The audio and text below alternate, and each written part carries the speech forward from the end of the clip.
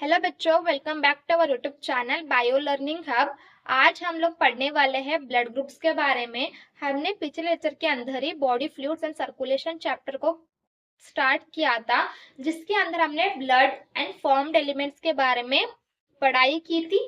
आज हम पढ़ने वाले हैं ब्लड ग्रुप्स के बारे में। ठीक है, ब्लड ग्रुप्स बच्चों, जब हम आसपास लोगों को देखेंगे तो हमें ए ब्लड ग्रुप वाले भी मिलेंगे, बी ब्लड ग्रुप वाले भी मिलेंगे, ए बी ब्लड ग्रुप वाले भी मिलेंगे, ओ ब्लड ग्रुप वाले भी मिलेंगे, है ना। जो ये ब्लड ग्रुप्स बन रहे हैं वो किस बेसिस पे बन रहे हैं वो देख लो पहले। ठीक है, जो ये ब्लड ग्रुप्स हैं वो बेस्ड है ऑन द प्रेजेंस और ऑब्सेंस ऑफ एंटीजन ए और बी। एंटीजन ए और बी के ऊपर बेस्ड है हमारे ब्लड ग्रुप्स। ठीक है, मैंने यहाँ पर एक वर्ड यूज किया एंटीजन। यहाँ पर एंटीजन मतलब क्या? यहाँ पर एंटीजन मतलब बच्चों कोई फंगी बैक्टीरिया ऐसा कुछ नहीं है। ठीक है, यहाँ पर एंटीजन मीन्स एक टाइप का ग्लाइकोप्रोटीन है which is present on the membrane of RBC.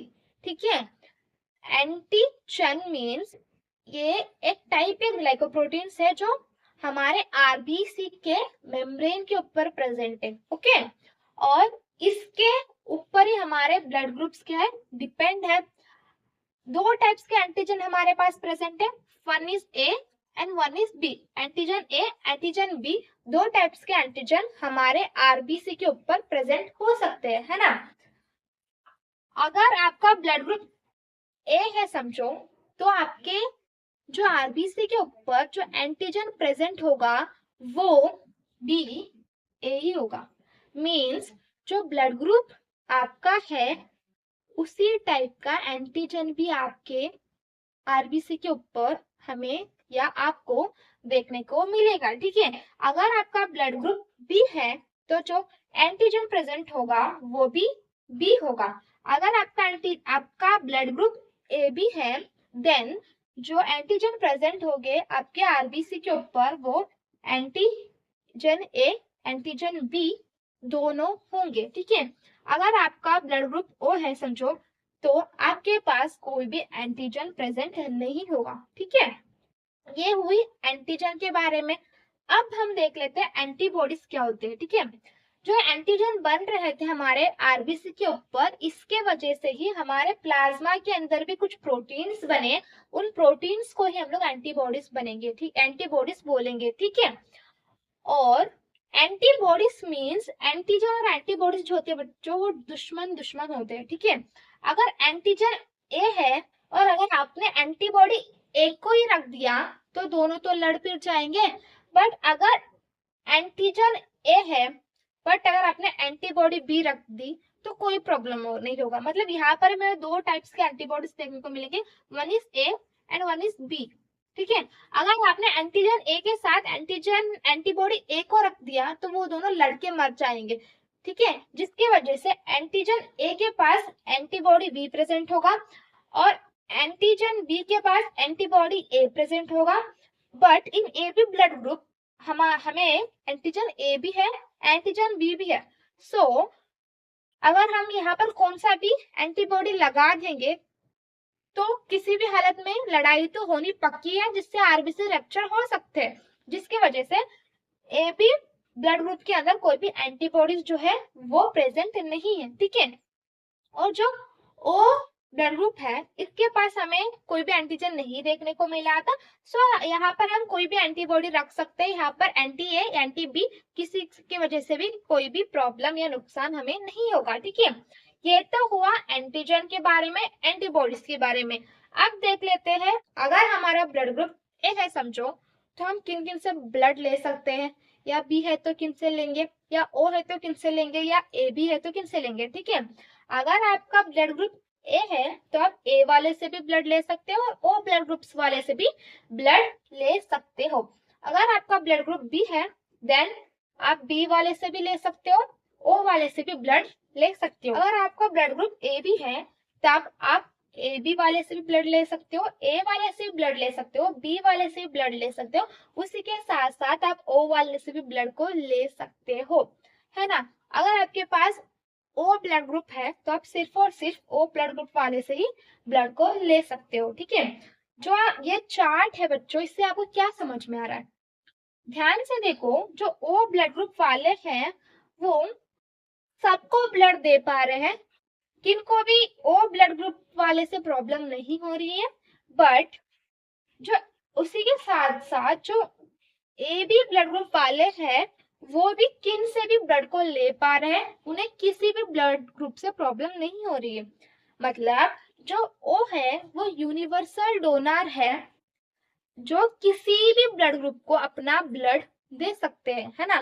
और जो ए बी है वो किसी भी ब्लड ग्रुप से ब्लड को ले सकता है, ठीक है।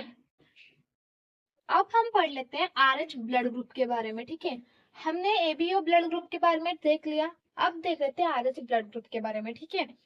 जब एबीओ ब्लड ग्रुप का खोज हो चुका था, जब हमारे जो साइंटिस्ट थे उन्होंने एबीओ ब्लड ग्रुप को पता कर लिया था जो हमारे ह्यूमंस के अंदर प्रेजेंट है, उसके बाद उन्होंने एक मंकी के ऊपर एक्सपेरिमेंट किया, रिसस मंकी, जिसके अंदर आरएच एंटीजन देखने को मिला। उनको रिसस मंकी के अंदर आरएच एंटीजन देखने को मिला, और ये जो आरएच एंटीजन जो इस मंकी के अंदर प्रेजेंट था, उसी टाइप का एंटीजन, वही एंटीजन हमारे ह्यूमंस के अंदर भी देखने को मिला। इसके वजह से जो एंटीजन का नाम है उसका नाम आरएच एंटीजन है बच्चों, ठीक है। और जो आरएच एंटीजन प्रेजेंट है वो कहाँ पर है? ये भी हमारे आरबीसी के सरफेस के ऊपर प्रेजेंट है, ठीक है। सो हमारे आरबीसी के ऊपर अब दो एंटीजन प्रेजेंट होंगे।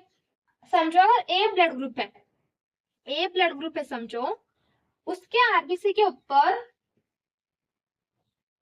ए एंटीजन भी प्रेजेंट है एंड आरएच एंटीजन भी प्रेजेंट है, तो उसको बोलेंगे हम लोग ए पॉजिटिव ब्लड ग्रुप, ठीक है। अगर ए ब्लड ग्रुप के पास ए एंटीजन तो प्रेजेंट है, पर उसके पास अगर आरएच एंटीजन प्रेजेंट नहीं है तो उसको बोलेंगे हम ए नेगेटिव ब्लड, ए नेगेटिव ब्लड ग्रुप। मीन्स अगर आरएच एंटीजन प्रेजेंट है आरबीसी के ऊपर तो आरएच पॉजिटिव, अगर आरएच एंटीजन ऑब्सेंट है तो आरएच नेगेटिव। अगर बी ए बी की बात करेंगे, ए बी ब्लड ग्रुप की बात करेंगे, तो ए बी ब्लड ग्रुप के ऊपर यहाँ पर ए एंटीजन भी प्रेजेंट होगा, बी एंटीजन भी प्रेजेंट होगा, आरएच एंटीजन भी अगर प्रेजेंट है तो उसको बोलेंगे हम लोग A B positive blood group, ठीक है। और इसी के साथ साथ अगर ए बी ब्लड ग्रुप के पास ए एंटीजन प्रेजेंट है, बी एंटीजन भी प्रेजेंट है, अगर आरएच जो है वो ऑब्सेंट है, आरएच एंटीजन ऑब्सेंट है, तो उसको बोलेंगे हम लोग ए बी नेगेटिव। समझ में आया? RH incompatibility, okay. इस कॉन्सेप्ट को अच्छे से समझो क्योंकि इससे हर साल क्वेश्चन बनता है, ओके। अगर फीमेल जो है आरएच नेगेटिव है और जो मेल है आरएच पॉजिटिव है, अगर आप दोनों को आरएच इनकम्पैटिबिलिटी, ठीक है। इस कॉन्सेप्ट को आपको ध्यान से सुनना होगा क्योंकि इस कॉन्सेप्ट से हर साल एक क्वेश्चन बनता है, ठीक है। अगर आरएच पॉजिटिव मेल है समझो और आरएच नेगेटिव फीमेल है समझो, अगर आपने इन दोनों की शादी करवा दी तो जो बच्चा होगा, जो फर्स्ट बेबी होगा, मतलब जो फर्स्ट प्रेगनेंसी होगी, उस प्रेगनेंसी के टाइम जो फीटस बनेगा वो या तो आरएच पॉजिटिव हो सकता है या आरएच नेगेटिव भी हो सकता है, ठीक है। बट अगर वो आरएच पॉजिटिव है समझो, हाँ फीटस क्या आरएच पॉजिटिव है, बट जो मदर है वो कैसी है, वो आरएच नेगेटिव है। मतलब जो मदर का वूम्ब है उसके अंदर जो फीटस प्रेजेंट है वो आरएच पॉजिटिव है, बट जो मदर है वो आरएच नेगेटिव है। इस केस में कोई भी प्रॉब्लम नहीं होगी फर्स्ट प्रेगनेंसी के टाइम में।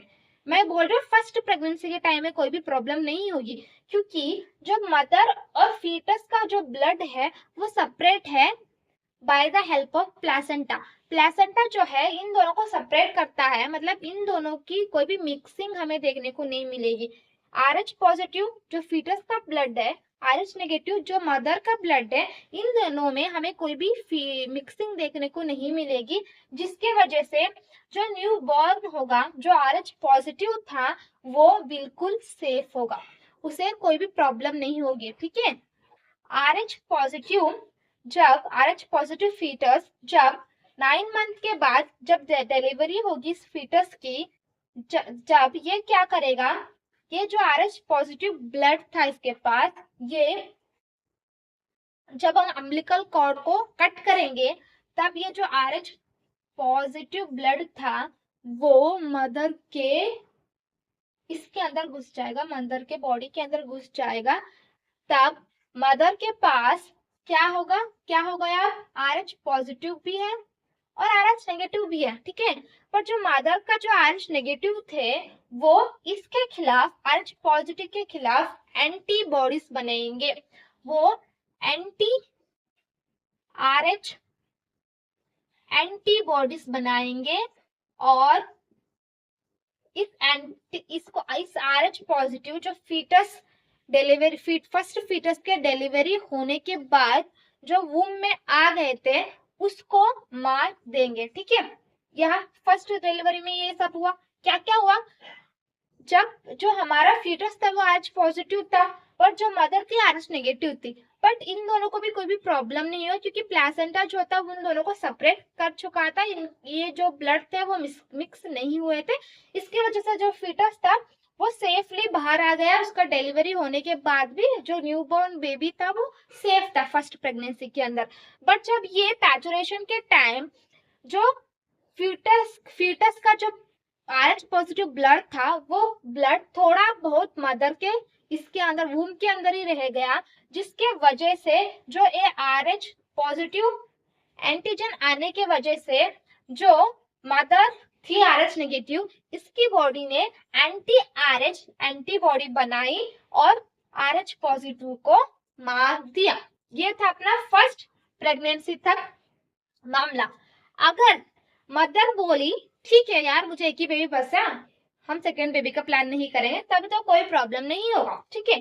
बट अगर सेकेंड प्रेगनेंसी हुई समझो, तो जब ये जो फीटस था सेकेंड प्रेगनेंसी के टाइम, अगर ये भी पॉजिटिव ही है, ये भी RH पॉजिटिव ही है, और जो मदर है वो RH नेगेटिव थी, बट इसके साथ साथ अब मदर के वूम के अंदर RH एंटीबॉडी तो भी प्रेजेंट है।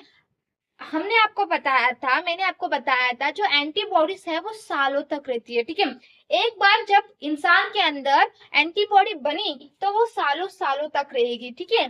सो जो RH एंटीबॉडी बनी थी मदर के अंदर आफ्टर फर्स्ट प्रेगनेंसी, वो सेकेंड प्रेगनेंसी में भी उसके बॉडी के अंदर वैसे ही रहेगी। तो जो RH एंटीबॉडी है, ये जो फीटस का RH पॉजिटिव है इसको मार देंगे, मतलब इसकी RBC को डिस्ट्रॉय कर देंगे, फीटस के RBC को डिस्ट्रॉय कर देंगे RH एंटीबॉडी। ठीक है।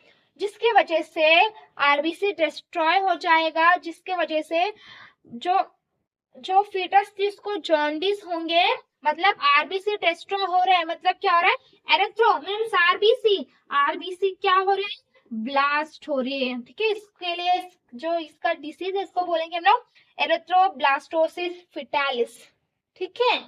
समझो क्या हो रहा है, जब हमने RH पॉजिटिव मैन को RH नेगेटिव फीमेल के साथ मैरिज कर दिया, जब जो फर्स्ट प्रेगनेंसी में जो बेबी बना अगर वो RH पॉजिटिव है तो वो तो सेफली डिलीवर होके बाहर चला जाएगा, पर जो डिलीवरी के टाइम उसका जो RH पॉजिटिव ब्लड था वो मदर के RH नेगेटिव ब्लड के साथ मिक्स हो जाएगा। इसके वजह से जो मदर का इम्यून सिस्टम है वो RH एंटीबॉडीज को बनाएगा। ठीक है। जो RH पॉजिटिव जो बेबी से ब्लड आया था उसको मार देंगे। ठीक है। यहाँ तक तो ठीक था, बट जो ये एंटीबॉडी मदर के अंदर बने थे आफ्टर फर्स्ट डिलीवरी, ये सालों सालों तक मदर के पास ही रहेंगे, मदर के वूम के अंदर ही रहेंगे, जिसके वजह से जब सेकेंड प्रेगनेंसी हुई अगर सेकेंड प्रेगनेंसी के टाइम जो बेबी है, जो फीटस है, वो भी RH पॉजिटिव निकला, तो जो ये एंटीबॉडीज बने थे मदर के अंदर, वो एंटीबॉडीज जो होंगे वो जो बेबी था, जो फीटस था, जो न्यू बॉर्न था, उसकी आरबीसी को रैप्चर करेंगे, ब्रेक डाउन करेंगे, जिसके वजह से एरिथ्रोब्लास्टोसिस फिटालिस की डिसीज कॉज होगी फीटस के अंदर, जिसके वजह से फीटस की डेथ तक भी हो सकता है। ठीक है, बट मैं ये सब कुछ आपको बता रही हूँ, बट ये तो कॉमन है यार, है ना, कॉमन है ना। जो RH पॉजिटिव है, फर्स्ट बेबी अगर RH पॉजिटिव भी निकला, अगर सेकेंड बेबी RH पॉजिटिव भी निकला, फिर भी जो हम देख रहे हैं, सब लोग, सारे बच्चे तो मर जाने थे, बट कोई भी नहीं मर रहा, क्योंकि आफ्टर फर्स्ट डिलीवरी के तुरंत बाद ही मदर को क्या देते हैं, एंटी RH एंटीबॉडीज देते हैं, जिसके वजह से वो इसको मार गिरा देंगे, जिसकी वजह से ये बनेंगे ही नहीं, ये क्या होंगे, बनेंगे ही नहीं मदर के वूम के अंदर, जिसके वजह से सेकेंड बेबी को कोई भी प्रॉब्लम नहीं होगा। ठीक है, समझ में आया? अगर बच्चों आपको ये क्लासेस समझ में आ रहे हैं तो प्लीज वीडियो को लाइक करो, चैनल को सब्सक्राइब करो और कितना हो सके उतना शेयर करो। Thank you guys.